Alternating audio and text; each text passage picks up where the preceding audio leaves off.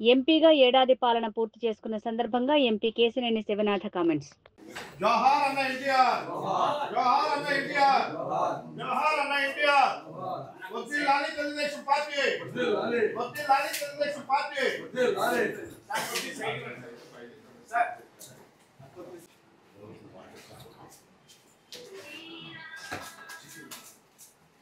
Western bypass చూస్తే మనం ఎన్నో సమస్యలు ఉన్నాయి. రైతుల సమస్యలను తీర్చి అతి తక్కువ ల్యాండ్ పోయేటట్టు యూనిపోల్స్ లాగా అరేంజ్ చేసి వెస్టర్న్ బైపాస్ను కూడా మొన్న ట్రయల్గా ప్రధానమంత్రి గారు వచ్చిన సందర్భంగా సంక్రాంతి సందర్భంగా చూసాం.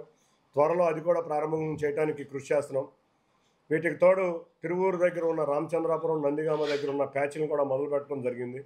సో నేషనల్ హైవే సమస్యలు చాలా మట్టుకి విజయవాడ సిటీలో కూడా కొన్ని కాలనీల నుంచి నేషనల్ హైవేకి ఎంట్రీ రావాలి.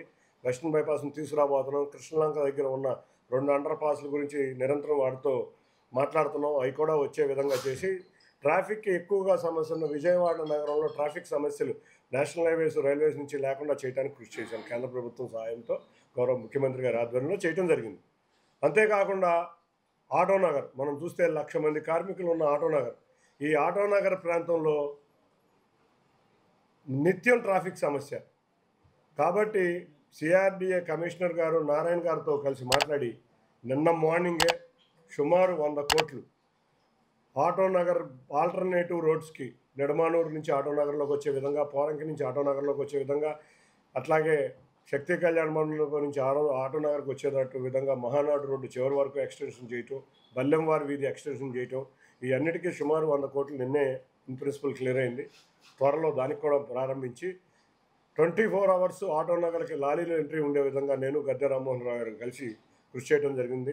ఈ రైల్వే లైన్ల విషయంలో బోండా ఉమా గారు, అంతేకాకుండా వసంత కృష్ణ ప్రసాద్ గారు సహాయంతో ఈ కార్యక్రమాలు కూడా నిర్వర్తించడం జరిగింది.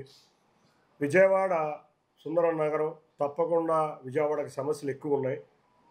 అన్ని కాలంలో క్లీన్ అండ్ గ్రీన్గా ఉండాలి, పారిశుద్ధ్యం నీట్గా ఉండాలి. దాని మీద ఇప్పుడు దృష్టి పెట్టబోతున్నాం. కొన్ని వంతెనలు కూడా ప్రారంభించి మనం చూస్తే అమెరికన్ హాస్పిటల్ దగ్గర నేరవుగా వంతెన ఉంది. అంతేకాకుండా సెంట్రల్ కాన్స్టిట్యున్సీలో 3-4 వంతెనలు పెండింగ్లో ఉన్నాయి. ఈ 3-4 వంతులు వచ్చే సంవత్సర కాలంలో తయారు చేసి వాటిని కూడా కాలనీ ఎక్కడైతే కాలువ ప్రాంతాలు ఉన్నాయో అక్కడ పార్కులు వచ్చి అక్కడ ఉన్న కాలనీ వాసులు సాయంత్రం సమయంలో కానీ ఉదయం సమయంలో కానీ వాకింగ్ చేసుకునే విధంగా, ఎందుకంటే ఇంత బిజీ నగరంలో పార్కులు లేవు, కాలువ గట్లు ప్రాంతాలన్నీ వాకింగ్ చేసే విధంగా నేను మా ఎమ్మెల్యేలు అందరూ కలిసి కృషి చేయబోతున్నాం. విజయవాడ పశ్చిమ నియోజకవర్గంలో సుజనా చౌదరి గారు నేను కలిసి విజయవాడ పశ్చిమ నియోజకవర్గంలో మనం చూస్తే కనకదుర్గ గుడి, విజయవాడ అంటేనే గుర్తుకొచ్చే కనకదుర్గ గుడి. ఈ కనకదుర్గ గుడి ఆలయంలో మాస్టర్ ప్లాన్ గురించి పనిచేస్తున్నాం. ఈ మాస్టర్ ప్లాన్లో భాగంగా నిన్న కూడా ఒక మీటింగ్ అయింది.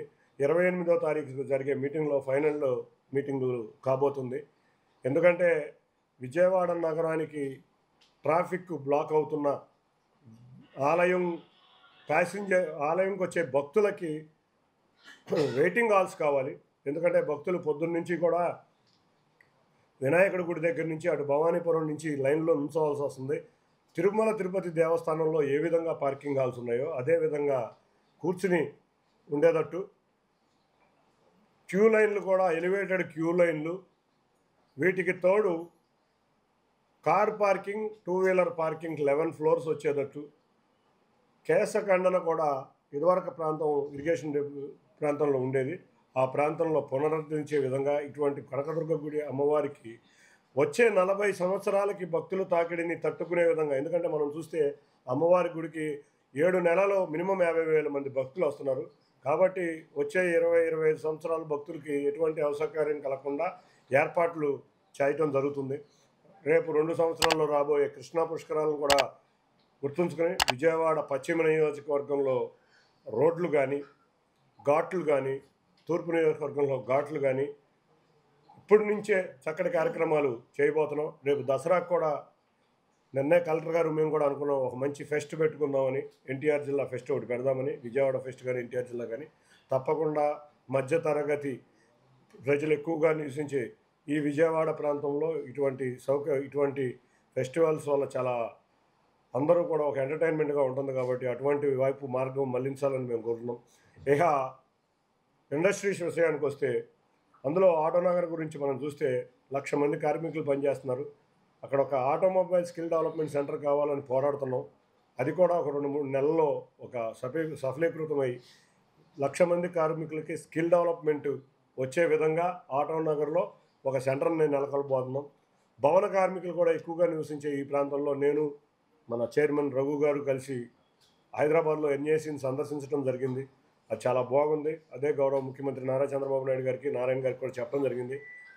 తప్పకుండా ఎన్ఏసీకి ఒక బ్రాంచ్ విజయవాడలో తీసుకొచ్చే విధంగా కృషి చేస్తాం. మొన్నే మనం దానికి కూడా మాట్లాడటం జరిగింది ఇన్ ప్రిన్సిపల్గా. కాకపోతే దానికి ఒక సమయం పట్టుద్ది. ఒక 5-6 నెలల సమయంలో దానికి కూడా ఒక తుది రూపు తీసుకొచ్చే విధంగా కృషి చేస్తాం. విజయవాడ ఎయిర్పోర్ట్ మనం చూసాం, గత 5 సంవత్సరాల్లో ఎయిర్పోర్ట్ ఏదీ జరగలేదు.